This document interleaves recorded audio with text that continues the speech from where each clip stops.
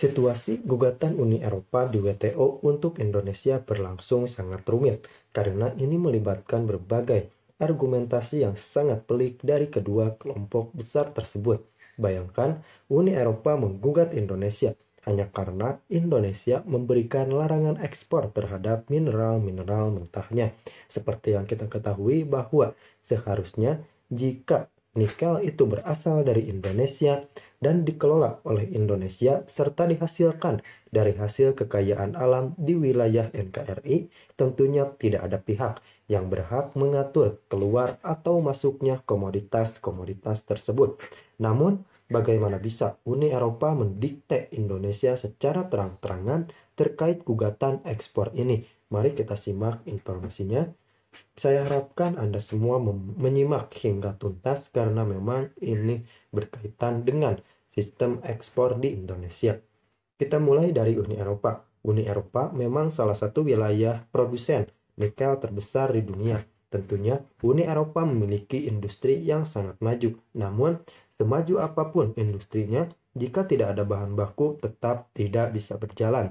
Artinya, Uni Eropa masih mengimpor nikel-nikel mentah atau mineral mentah lainnya dari beberapa negara di dunia. Yang kita tahu, Indonesia termasuk di dalamnya, karena Indonesia menguasai 40% cadangan nikel dunia. Tentu saja, Indonesia tidak tinggal diam. Indonesia menerapkan larangan.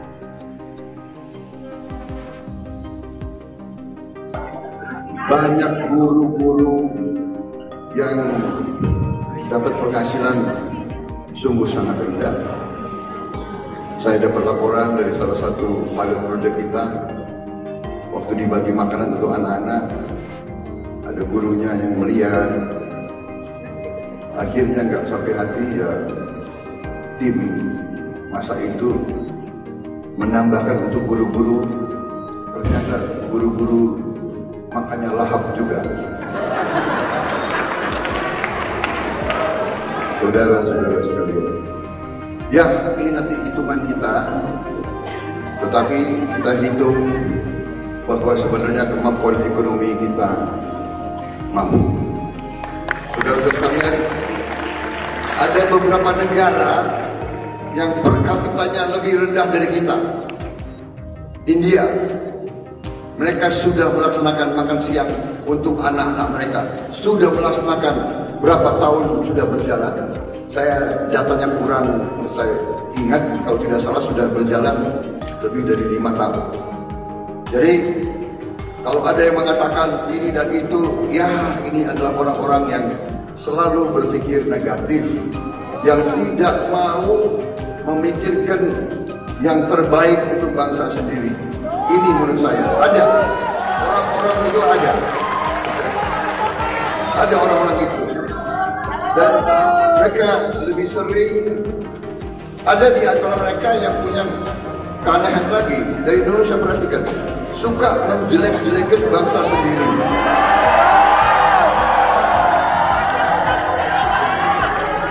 Suka menjelek-jelekan bangsa sendiri di hadapan orang-orang asing.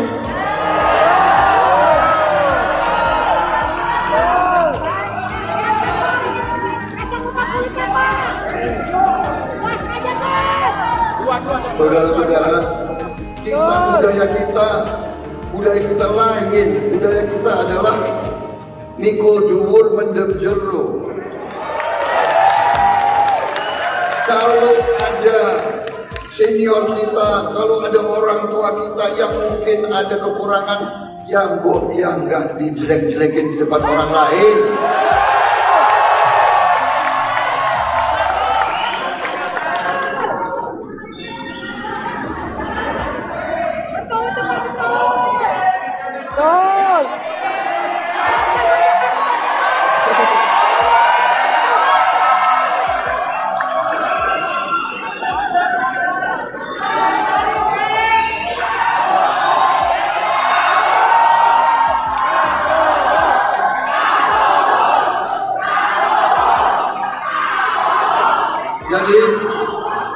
Jadi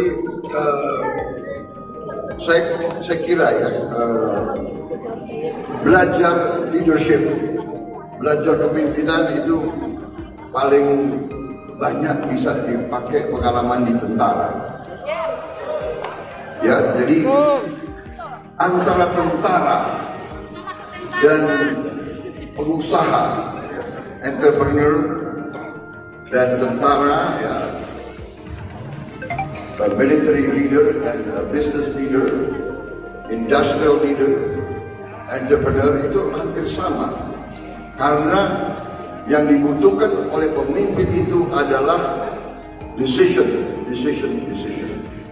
dan juga leadership. Dan leadership itu adalah people management. How to manage people, how to lead people, and how to take care of people. Bagaimana? Jadi salah satu azas dalam mengatur manusia adalah yang ya jangan jelek-jelekin orang.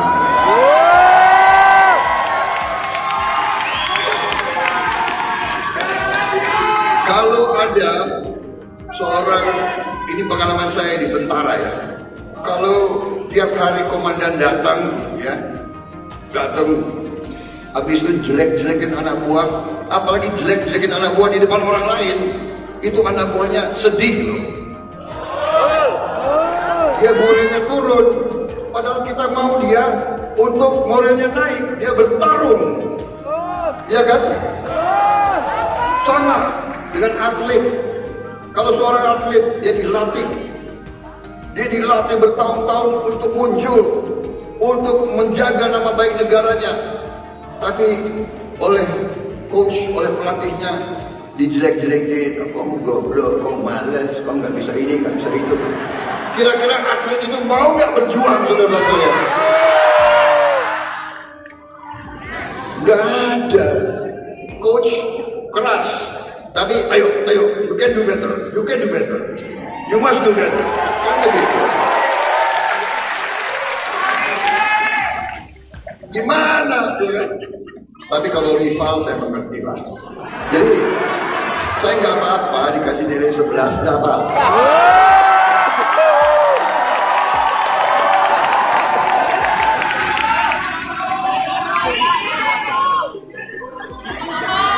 Jadi saudara-saudara, makan siang tadi mungkin nilainya itu sekitar, hitungan kita sampai sekarang mungkin 34 miliar dolar tiap tahun. Hitungan kita. Tapi belum dihitung guru. Kalau dihitung guru ya naik nanti. Tapi bayangkan begini, katakanlah ya 40 miliar dolar. Tadi penghematan dari BBM 10 miliar kan. Kalau kita tingkatkan nanti bisa 25 miliar. We have a saving of 25 billion dollar. Beredar di Indonesia. Kalau nanti untuk makan siang 40 miliar dolar beredar di Indonesia, 60 miliar dolar beredar di Indonesia. Saudara-saudara sekalian, beredar di desa-desa, di kecamatan-kecamatan. Karena SD ada di desa, ya, ada di kecamatan, SMP ada di kecamatan, SMA sekarang di kecamatan dan di kabupaten. Uang itu beredar di kabupaten-kabupaten, kecamatan-kecamatan Indonesia.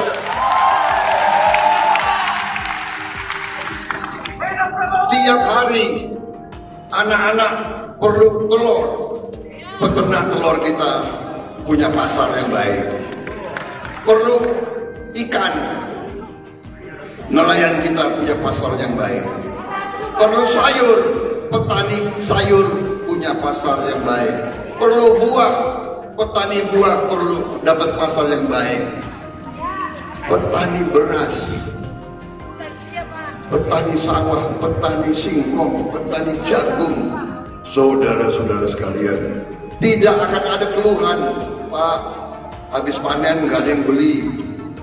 Panen saya harga jatuh, diambil tengkulak, tidak bisa. Karena sekarang setiap produksi di desa, di kecamatan akan kita serap untuk anak-anak kita, saudara saya.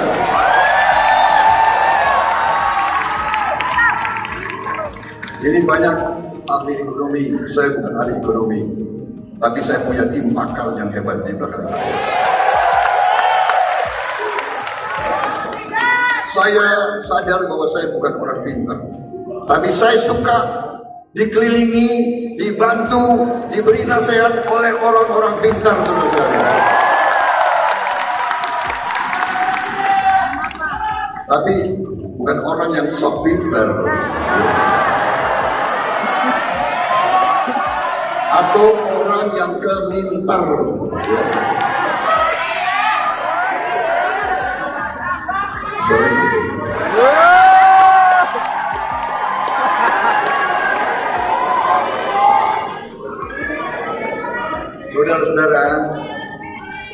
Saudara-saudara, ternyata kekayaan kita banyak, tinggal kita manage dengan baik, ya kan? Ini apa nih? Banyak pengusaha di sini.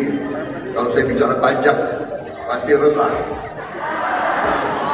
Tapi saya akan bicara pajak sedikit. Pajak, masalahnya adalah bagaimana kita lebih efisien mengumpulkan yang itu, bukan naik-naikin pajak setinggi-tingginya, ya kan? Kalau kita naikin, jadi yang kita bicara adalah bagaimana penerimaan itu lebih baik, lebih efisien dan lebih luas. Ya. Yang kita bicara antara lain yang disebut tax ratio. Kalau kita lihat tax ratio kita dan revenue ratio kita masih jauh di bawah tetangga-tetangga kita. Kalau kita lihat government revenue ratio saja to GDP, kita masih 12%. Kamboja sudah 18%. Thailand sudah 18%. Vietnam 18%. Saya bertanya, apa bedanya kita sama Kamboja? Ya kan? Apa beda kita sama Thailand, sama Vietnam? Sama kok, kita orang Asia. Ya kan? Sama. Kalau mereka bisa, kenapa kita tidak bisa? Artinya, kalau dari 12% kita sama dengan Kamboja, berarti kita naik 6%. 6% dari GDP kita 1.500 miliar dolar. 6% dari 1.500 miliar dolar, ya sekitar 80 miliar dolar tambahan. Tambahan dari penerimaan kita, ya kan? 10% 150 miliar, 5% 75 miliar, jadi 6% ya sekitar 80 miliar. Ini contoh, ya. Kemudian yang kita bisa lakukan juga program kita mau menyediakan rumah murah untuk rakyat kita, ya.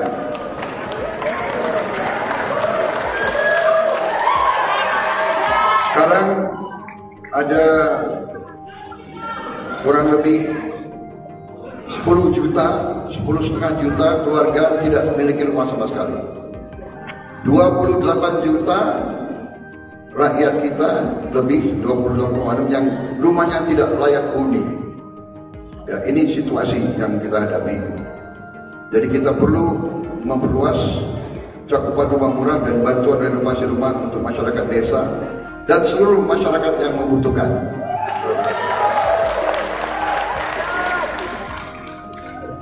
Beberapa hari lagi saya akan meresmikan uji coba rumah terapung. Ini untuk daerah-daerah yang kena naiknya air laut, sehingga dia hidup di kamar tidurnya, di rumah,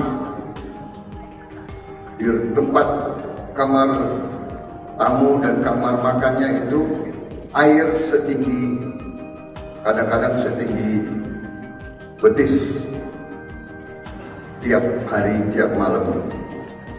Ini tidak boleh terjadi di negara yang sudah 78 tahun merdeka.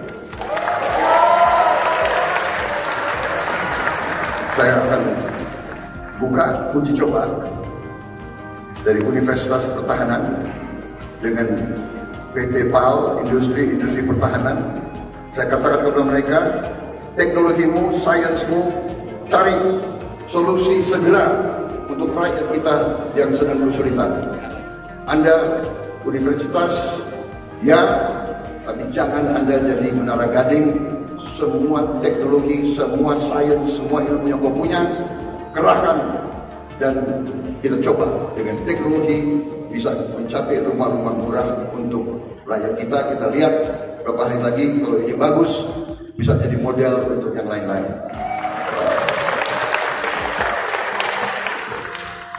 Saudara-saudara, sebagai penutup karena saya ditunggu acara lain, ya.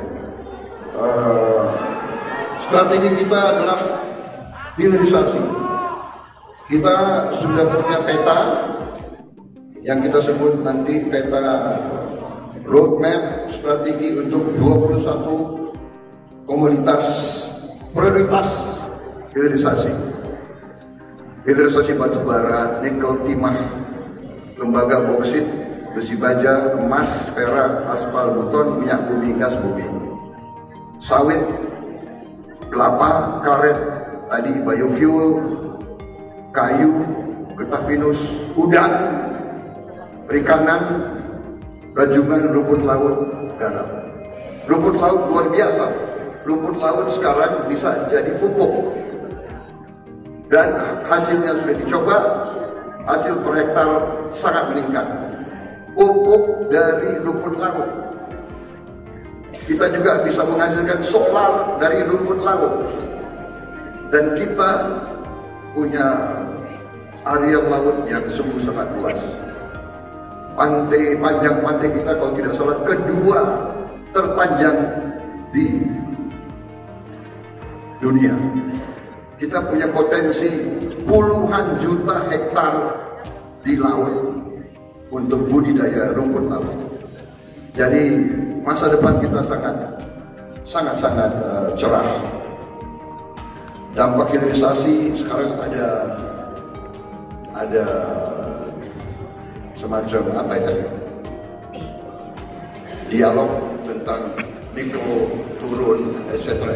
Yang penting bahwa nikel itu salah satu mineral yang sangat dibutuhkan oleh berbagai industri di dunia, ya.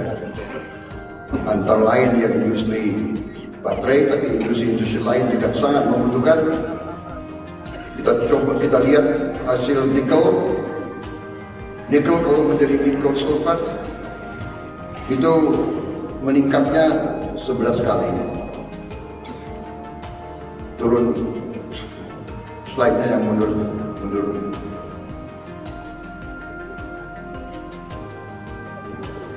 Oke, maju aja ya. Ya ini, ya dampak hilirisasi ini kita lihat nih. Sekarang aja kita sudah naik penghasilan kita luar biasa, 10 kali. Tapi kalau kita jadikan nikel sulfat jadi 11 kali, precursor jadi 19 kali, katoda 37 kali, kalau nanti jadi sel baterai 67 kali ini tambahnya.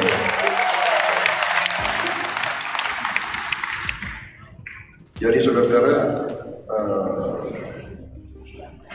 masa depan kita sangat menjanjikan. Saya lompat kepada hasil-hasil lain selain nikel, tembaga. Kita juga lihat tembaga bisa menghasilkan tambahan lapangan kerja, bisa kontribusi juga sangat besar kepada PDB kita. Demikian semua cabang yang kita sebut pohon industri terpapar begitu besar naiknya nilai-nilai tersebut menjadi industri elektrikal, industri elektronika, industri bangunan, industri otomotif, industri biomedical, home appliance, chemicals, military, kita bisa benar-benar menikmati itu. Hilirisasi boksit,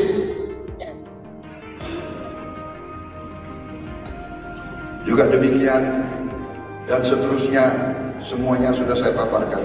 Saya kira saudara-saudara, secara garis besar itu yang bisa sampaikan. Kita kelola dengan baik, kita jaga dengan baik. Jadi untuk industri keuangan pasar modal, saya kira our future looks bright. Kita dinilai sekarang ekonomi ke-16. Saya kira dalam waktu dekat kita meningkat menjadi ekonomi ke-12 dan ke-10. Tidak berarti kita tidak harus kerja keras. Kita harus kerja keras, dan terutama para elit kita harus arif bijaksana, harus menimbulkan kesejukan bagi bangsa dan negara, harus membangun kerukunan dan persatuan di antara semua elemen bangsa Indonesia. Saya kira itu yang ingin saya sampaikan. Terima kasih.